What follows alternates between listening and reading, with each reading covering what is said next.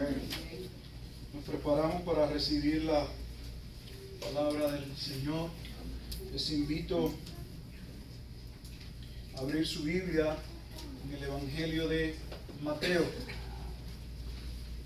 Vamos a estar compartiendo la palabra del Señor en el Evangelio según Mateo y estamos en el capítulo 8 y hoy nos corresponde estudiar la porción que va del versículo 14 hasta el versículo 17. Y lea así la palabra del Señor en el nombre de Dios Trino, Dios Padre, Hijo y Espíritu Santo. Y dice así: vino Jesús a casa de Pedro y vio a la suegra de este postrada en cama con fiebre. Y tocó su mano y la fiebre la dejó. Y ella se levantó y le servía. Y cuando llegó la noche trajeron a él muchos endemoniados, y con la palabra echó fuera a los demonios y sanó a todos los enfermos, para que se cumpliese lo dicho por el profeta Isaías cuando dijo: él mismo tomó nuestras enfermedades y llevó nuestras dolencias. Vamos a orar. Amado Dios y Padre eterno, Señor, te hemos adorado y hemos abierto tu palabra. La hemos leído y creemos que ella es verdad. Te pedimos, Dios, con humildad que hables a nuestro corazón. Que tu amado Espíritu Santo nos guíes a toda verdad, a toda justicia. Que tengas a bien iluminar los ojos de nuestro entendimiento para que podamos comprender tu palabra tal y como fue proclamada, con el sentido original, Padre Santo, de acuerdo a tu gloria, a tu propósito, lo cual es para nuestro bien. Bendice a tu pueblo que en esta hora se prepara para escuchar tu palabra. Y si hubiese alguien, oh Dios, que no te ha conocido y que en tu plan redentor, Señor, tu palabra será aplicada por medio de tu Espíritu, permite, oh Dios, que podamos, Padre Santo, gozarnos en la salvación. Te damos gracias, Señor, en Cristo Jesús, Señor nuestro. Amén. Amén y amén. Hemos estado en el capítulo 8 del Evangelio de Mateo. Es un capítulo que comienza con una serie de señales o milagros que Jesús hace. Y vimos ese primer milagro en el capítulo 8, versículo 1 al versículo 4, el milagro del leproso. Vimos esta porción extraordinaria donde Jesús toca a un hombre que había sido totalmente rechazado por la sociedad, no atendido por la ciencia, pues no se conocía alguna fórmula, algo que se pudiese dar para curar a los leprosos. Sin embargo, Jesús extendió su mano, lo tocó y lo sanó. Seguía meditando este pasaje y solamente quisiera mencionarles algo que me parece maravilloso.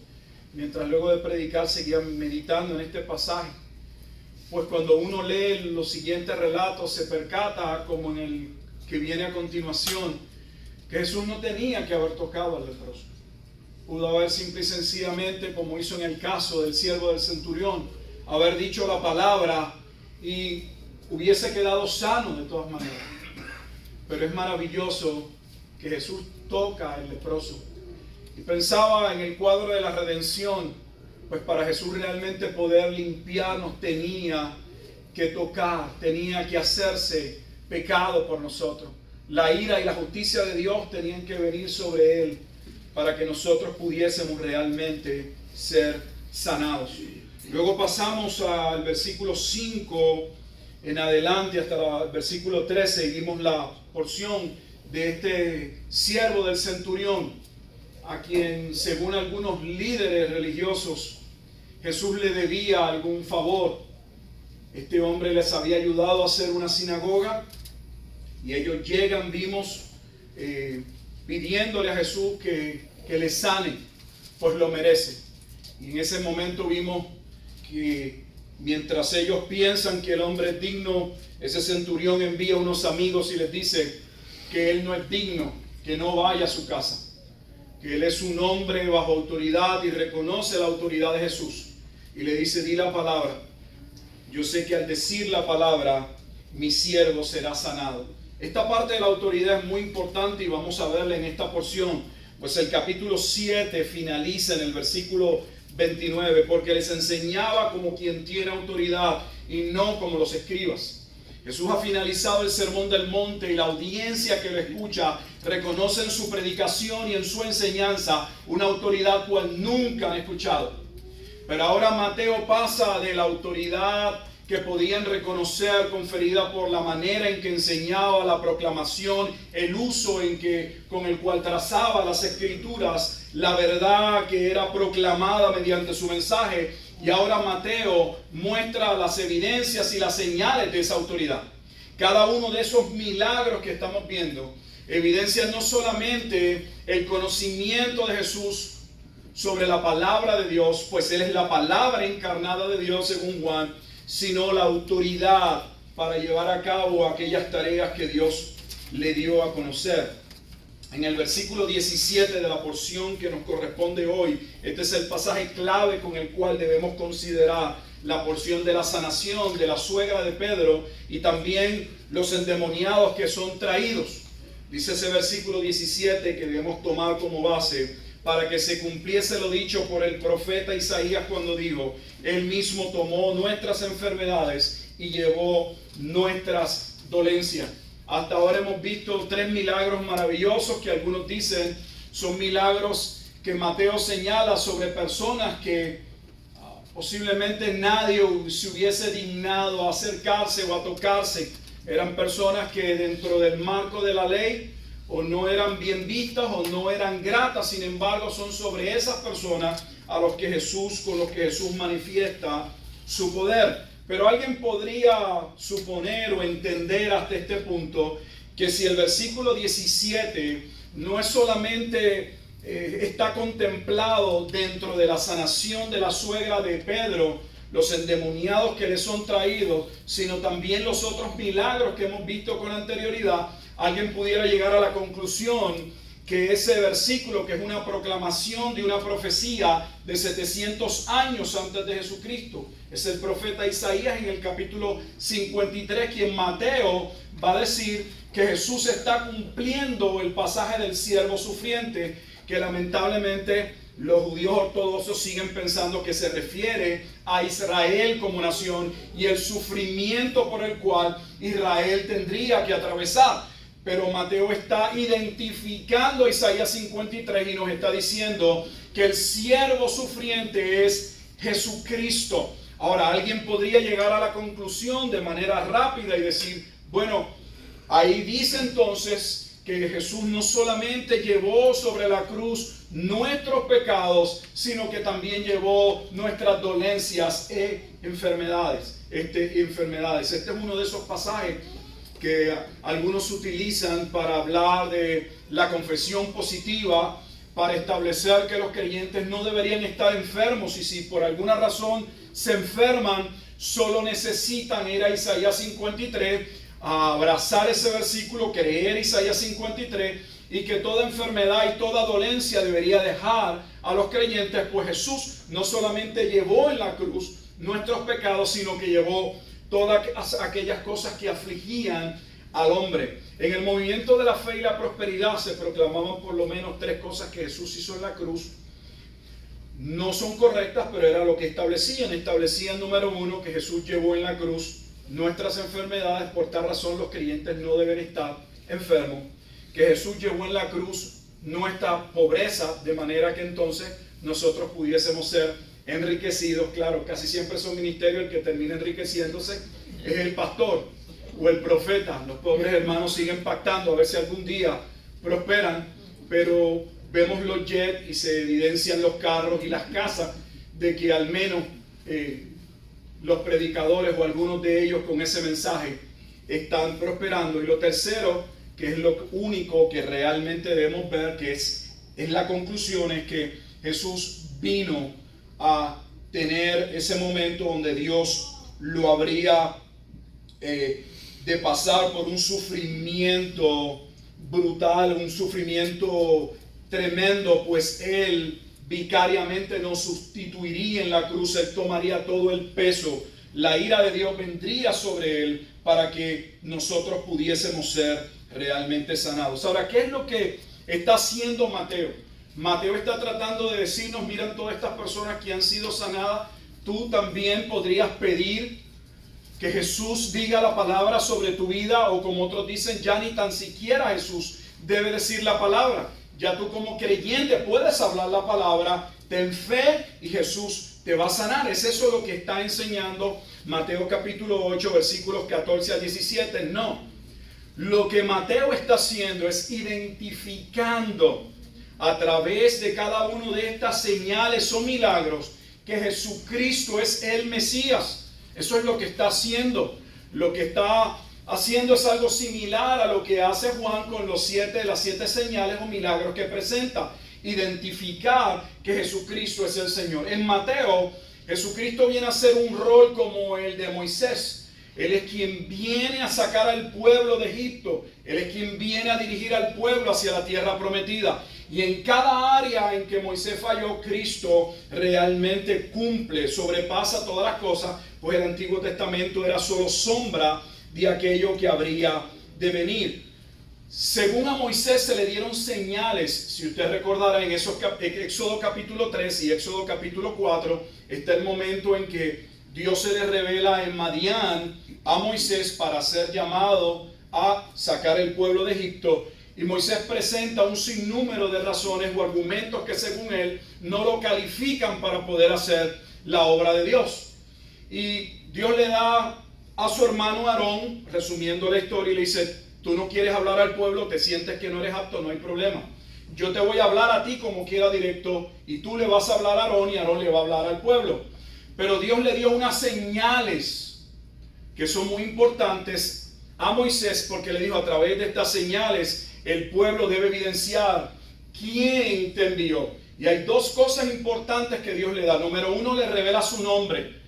Cuando el pueblo te pregunte quién te envió, tú le vas a decir que te envió yo soy. Pero también vas a hacer estas señales en presencia del pueblo y en presencia de Faraón. Aquellas señales tenían como propósito demostrar que Moisés definitivamente había sido enviado por Dios. Que el poder manifestado no era un poder de Moisés, sino que era Dios obrando por medio de Moisés. Y es precisamente lo que Mateo está haciendo en su evangelio. Está identificando a Jesús con el siervo sufriente de Isaías 53 y diciendo que cada uno de estos milagros, esta grandeza, esta manifestación del poder, de la autoridad de Jesucristo, es porque Él es el Mesías prometido. Vamos a algunos pasajes en el Nuevo Testamento que nos ayudan a ver cómo los autores nuevo testamentarios hicieron uso de Isaías.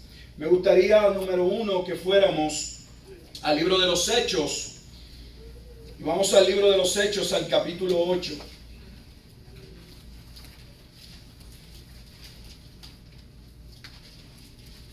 Y allí me gustaría que fuéramos a la porción donde Felipe comparte con el etíope.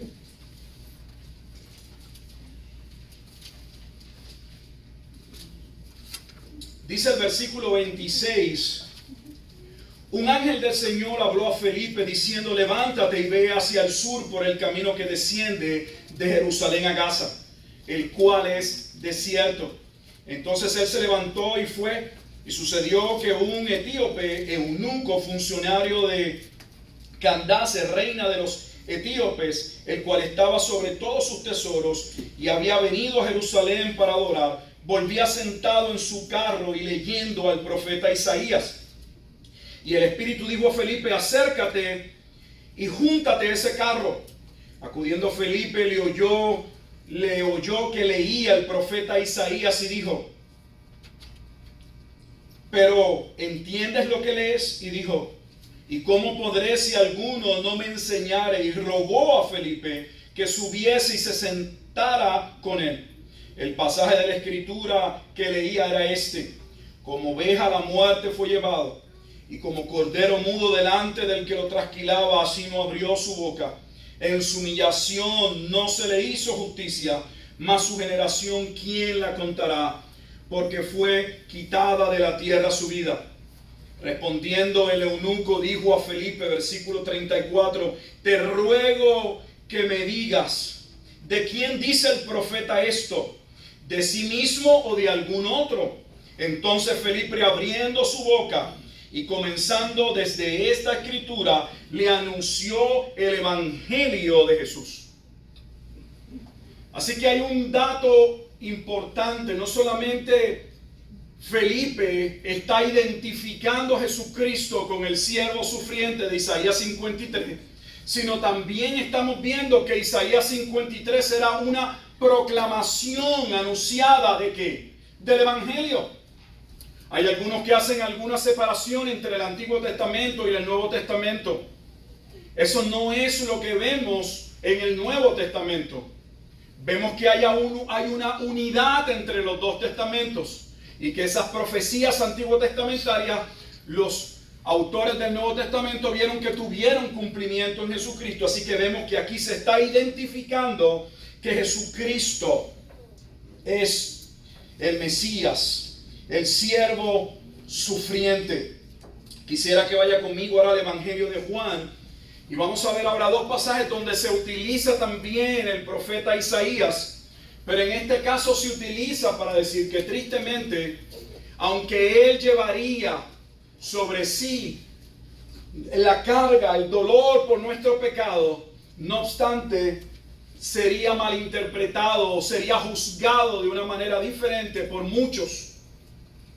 En el Evangelio según San Juan, en el capítulo 12, versículos 37 al 40, la Escritura lee de la siguiente manera: pero a pesar de que había hecho tantas señales delante de ellos, no creían en él.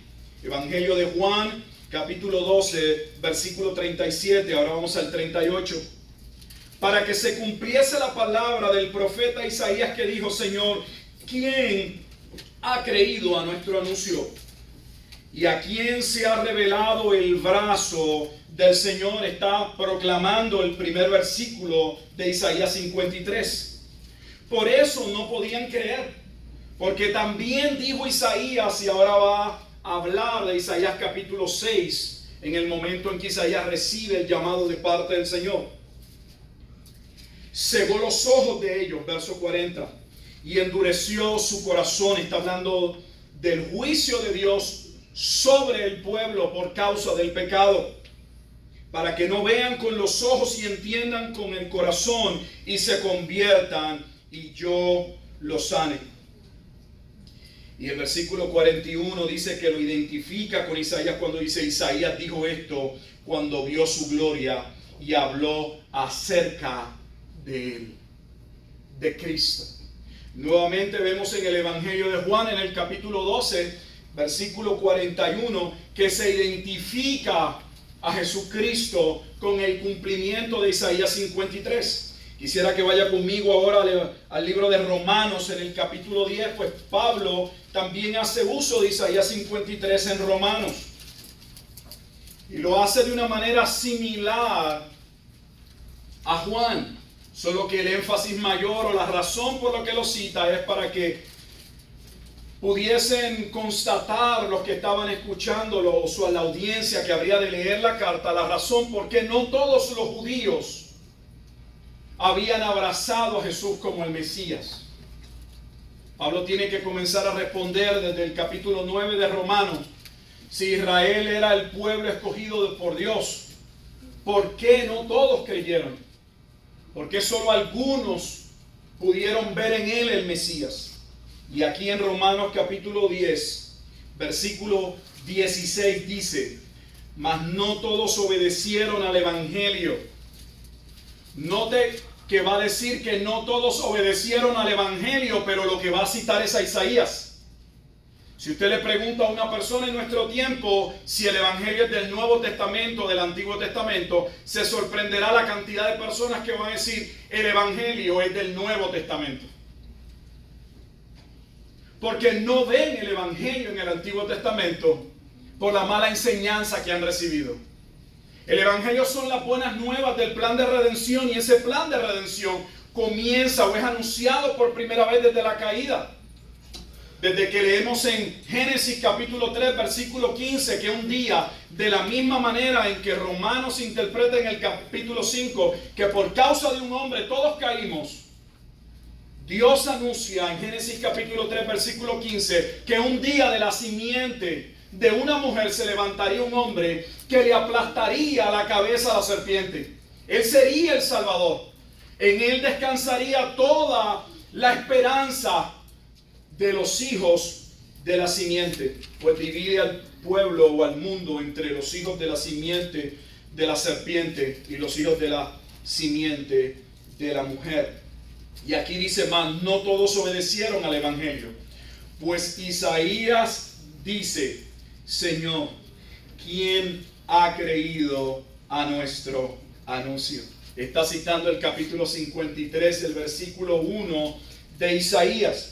Pero me gustaría llevarlos a un versículo más. Y ahora vamos a Primera de Pedro para identificar cómo Isaías 53 es utilizado en el Nuevo Testamento. Y no es utilizado para decirle a las congregaciones o a los creyentes, no hay ninguna razón o necesidad de estar enfermos. Solo necesitamos, como el centurión, creer que en Jesucristo está la autoridad, que Él llevó nuestras enfermedades y proclamarnos sanos. La Escritura dice que aún procesos difíciles como el aguijón de Pablo cumplían un propósito. Reconocemos y entendemos que Dios tiene soberanamente todo el poder y que Él puede sanar, Él puede hacer lo que Él quiere, Él es el creador. Pero también entendemos que soberanamente y en los planes de Dios, Dios hace como Él quiere. Pero sabemos que lo que Él hace siempre es de acuerdo a su carácter y su naturaleza. Por lo tanto, lo que Él permite siempre es para su gloria y es para nuestro bien. En Primera de Pedro, en el capítulo 3, nuevamente vemos a Pedro haciendo uso del profeta Isaías. Y quisiera comenzar a leer desde el versículo 21 del capítulo 2, Primera de Pedro, capítulo 2, versículo 21.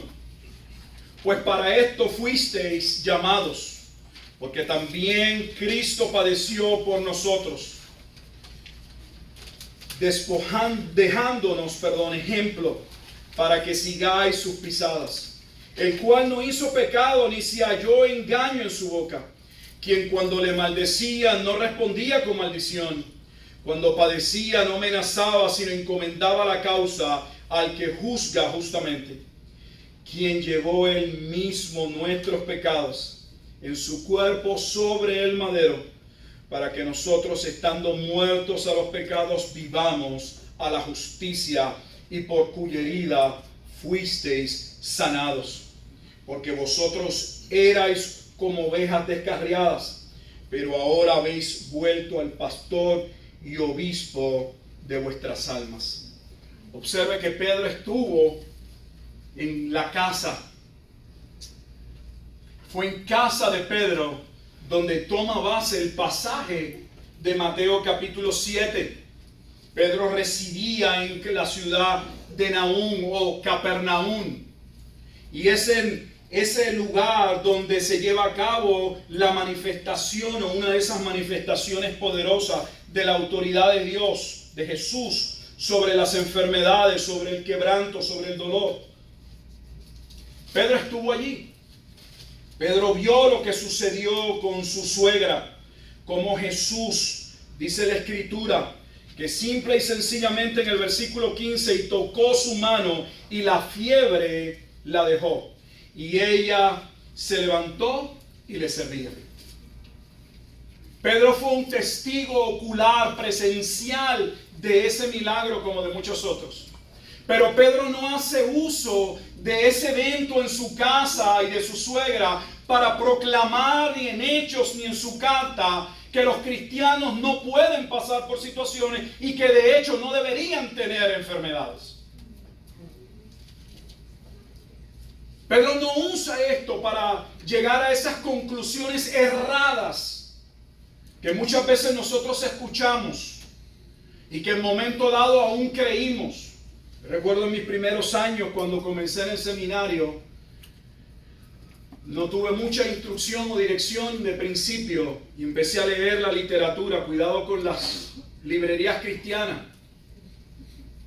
Tristemente, puede ser un lugar que lo desvíen. Le pedí a la persona que estaba al frente que quería que me diera uno de los libros que eran bestseller. Pensaba que si había un bestseller cristiano debía ser una obra que los cristianos habían abrazado, habían recibido, que era una obra digna de leer. Me dijo, hay un ejemplar que ha vendido 500,000 copias. Yo dije, ese es el libro que quiero leer. Y me trajo Buenos Días, Espíritu Santo de Benny Hinn. No sabía con cuánta cautela uno debe acercarse a una librería. Pues si ustedes conocen los autores, podría estar alimentándose con comida chatarra.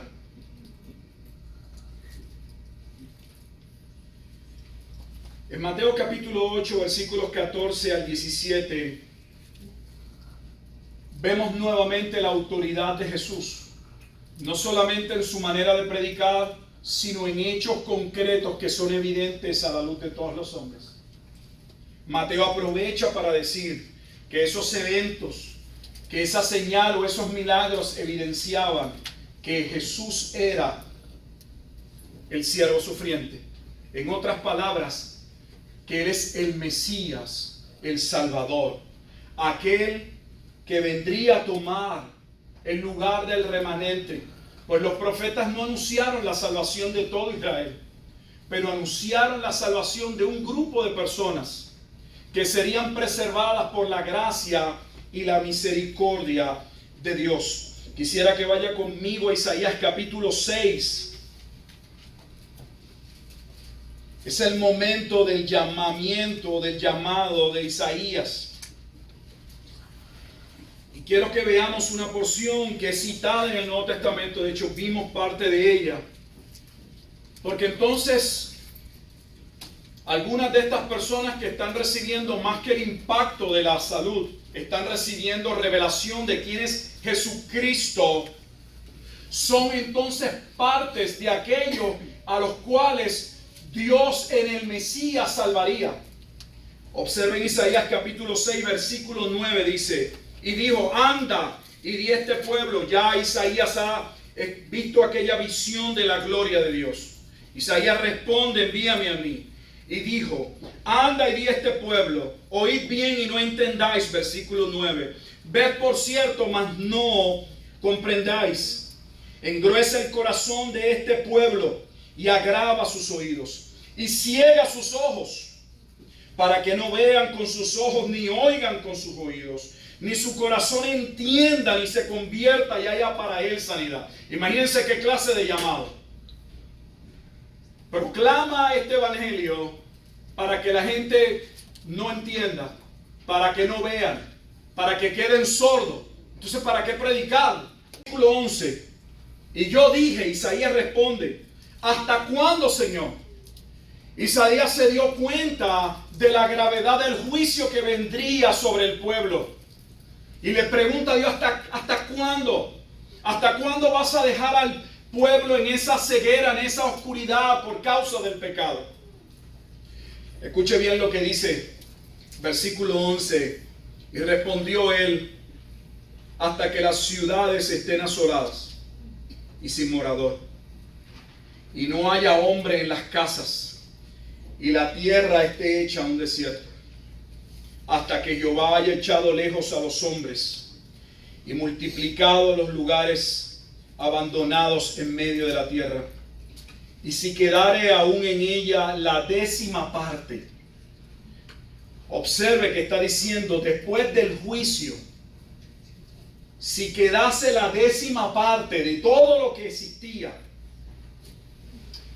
esta volverá a ser destruida, pero como el roble y la encina, que al ser cortados aún queda el tronco, así será el tronco, la simiente santa. Entonces, Jesús no es solamente es el siervo sufriente, es el Mesías prometido.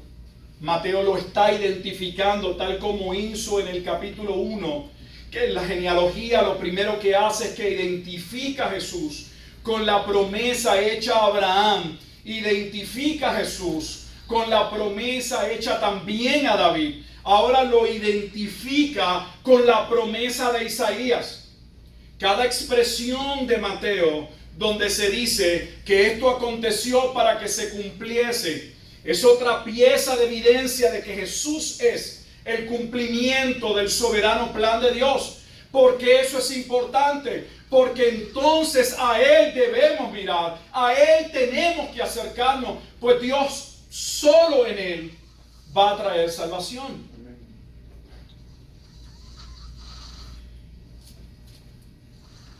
Cuando regresamos a Mateo al capítulo 8, la porción que estamos mirando en esta tarde,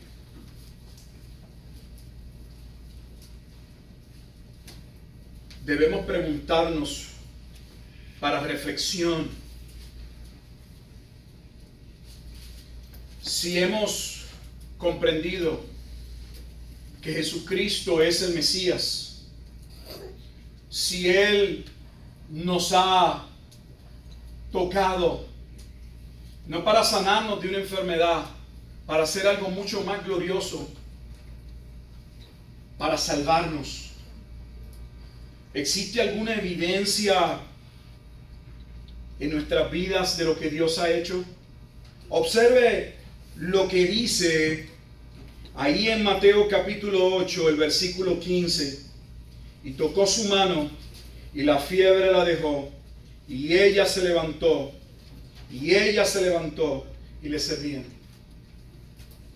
Dios no quitó una mera enfermedad. Dios quitó en Cristo todo el peso de nuestra culpabilidad. La Escritura dice que estábamos muertos y que fuimos resucitados juntamente con Cristo. Por gracia somos salvos. La obra de Cristo no es una obra que se lleva a cabo en pasos. La salvación se da inmediatamente en el momento en que la palabra de Dios es aplicada al corazón de un hombre, pues el Espíritu Santo lleva a cabo la obra del decreto de Dios antes de la fundación del mundo para salvación. Por lo tanto, la pregunta que yo me hacía cuando leía esto, y debemos hacernos cada uno en esta mañana, también en esta tarde: ¿hay evidencia de que me he levantado en Cristo? Y si me he levantado porque Dios me ha tocado, la pregunta que te hago para considerar como aplicación entonces es: ¿en qué área le estás sirviendo? No es reunirnos lo que agrada a Dios. Esto es parte de lo que Dios nos pide como pueblo de Él. Dios nos llama a congregarnos. Hebreos dice que no debemos hacer como aquellos que no se congregan y aún lo toman como una costumbre.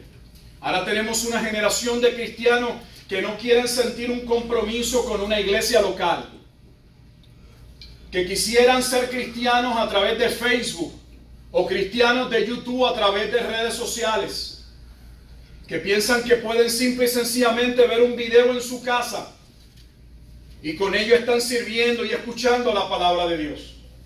Todos los cristianos somos llamados a leer la Escritura y aún estudiarla, escudriñar las Escrituras. Es un mandato no al pastor y al liderato. Es un llamado a todos aquellos que quieren conocer el mensaje del Evangelio. Pero eso bajo ninguna manera significa que Dios no colocó dentro de las iglesias locales personas con un llamado especial para enseñar.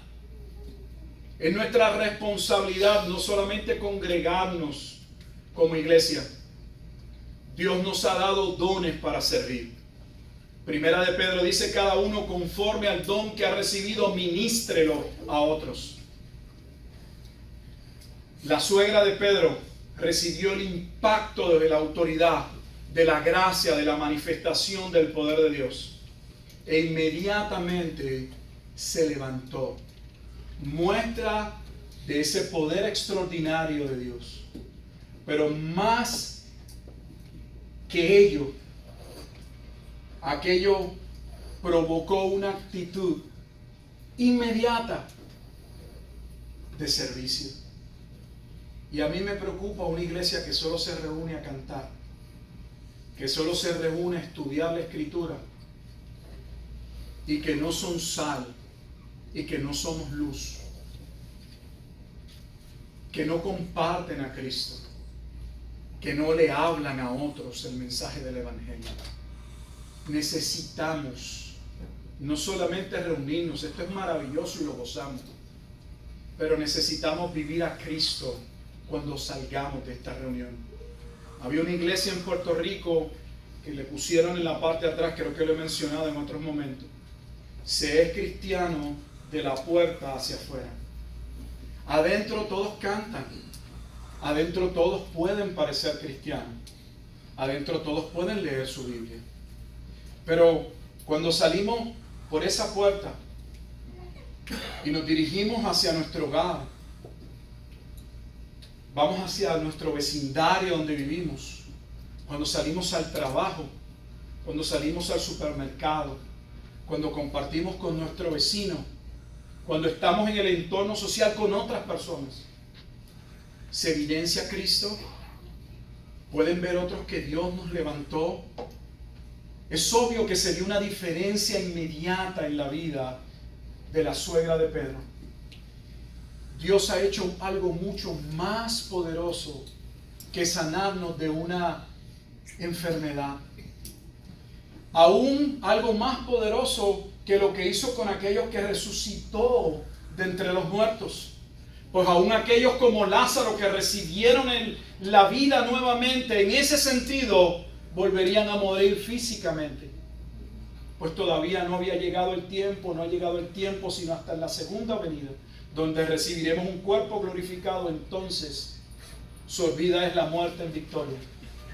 Pero mientras tanto, los que estamos aquí debemos servir a Dios.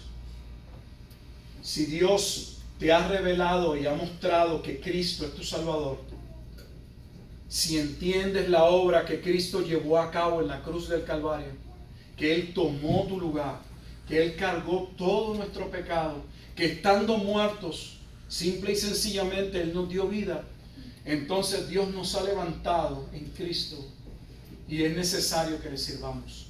Y es mi invitación en esta tarde a que meditemos y pensemos en qué áreas podemos servir. Saben que todos tenemos maneras de servir. Solo le traigo un ejemplo. En una de las iglesias que tuve tenía una congregación bastante avanzada en edad y tenía algunas señoras que solían decir: es que ya yo no puedo orar como antes. En algunos de los campos de Puerto Rico las iglesias pentecostales lograron mucho impacto, y algunas de esas enseñanzas que no eran muy buenas era que aún la posición en la que oramos de alguna manera hace efectividad. Y esta señora hablaba de que ella ya no se podía arrodillar, que ella lamentaba no poder arrodillarse para orar. Y yo le explicaba que ella no tenía que tomar una posición específicamente física, y menos con el dolor o su artritis, para que Dios la escuchara, que Dios la iba a escuchar muy bien sentada. Pues Dios realmente mira más que la inclinación de nuestras rodillas, mira nuestro corazón. Una persona puede estar arrodillada y puede ser un altivo mientras ora, presumiendo o haciéndolo para que otros vean qué tremendo, qué entregado, qué hombre piadoso, qué mujer piadosa. Pero también decía ella: es que ya yo no veo cómo pueda servir en la obra. Pero notaba que era de estas ancianas que le gustaba compartir. Se sienten solos, sus hijos, sus familias no necesariamente los atienden, y tienen una necesidad, porque todos tenemos necesidad de compartir, de afecto, de hablar. Hicimos un grupo, pensé que por qué no las ponía a llamar a los que no venían a la iglesia. Encontraron un ministerio tremendo. Eran tremendas esas señoras. Cada vez que no veían una persona, su llamado de parte de Dios para ayudar a la iglesia era que inmediatamente ellas iban a agarrar su teléfono y iban a llamar a los hermanos que no venían. ¿Se imagina cada una de esas señoras llamando? ¿Cuántas llamadas recibían hermanos que no iban a la iglesia? Y ese tiempo también les servía a ellas para crear relaciones, para crear amistad dentro de la iglesia, compañerismo. Todos tenemos algo en que podemos servir.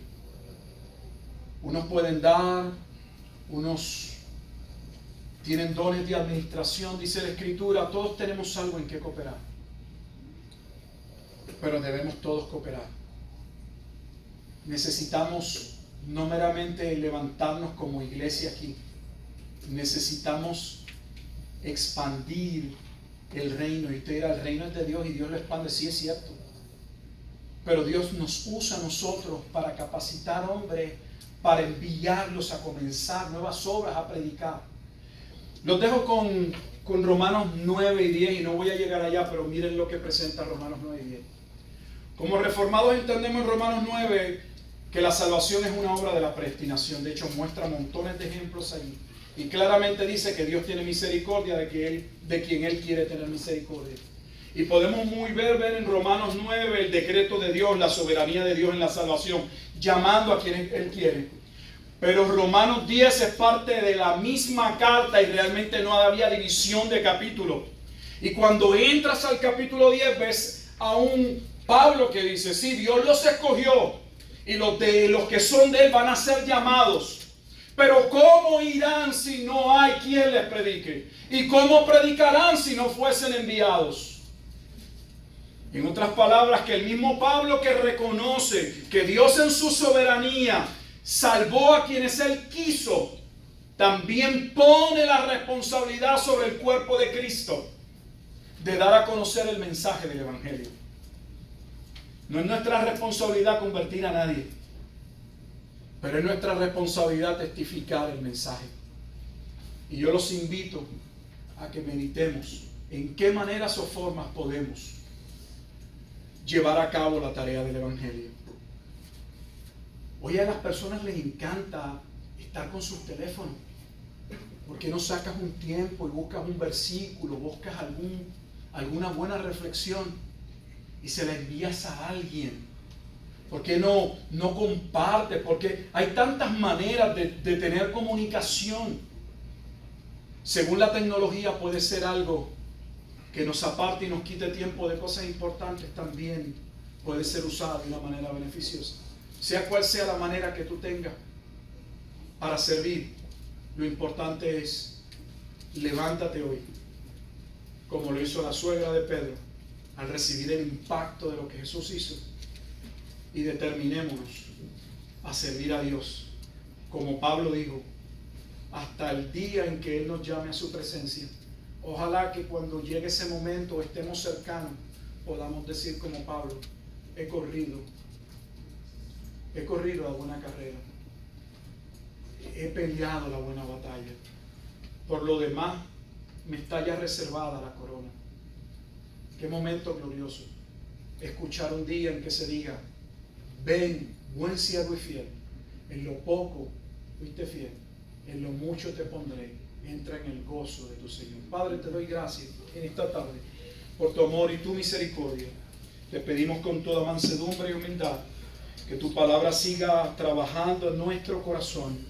Y ahora también te pedimos que el mensaje del Evangelio, a través de la comunión, de la cena, Señor, de lo que significa el pan y la copa, también siga, Señor, trabajando, obrando, testificándonos de esa obra de Jesucristo. Permite, oh Dios, que la comprensión de tu amor, la magnitud de lo que tuviste que hacer, no para sanarnos de una enfermedad, no para librarnos de un problema, sino para sacarnos del estado de condenación, de las tinieblas en las que estábamos, para ser trasladados al reino de la luz de tu amado Hijo Jesucristo. Te damos gracias, Señor, y te pedimos con humildad que nos perdones y nos ayudes a levantarnos en tu nombre. Queremos servirte con pasión. Oramos en Cristo Jesús, Señor nuestro. Amén y amén. Nos preparamos para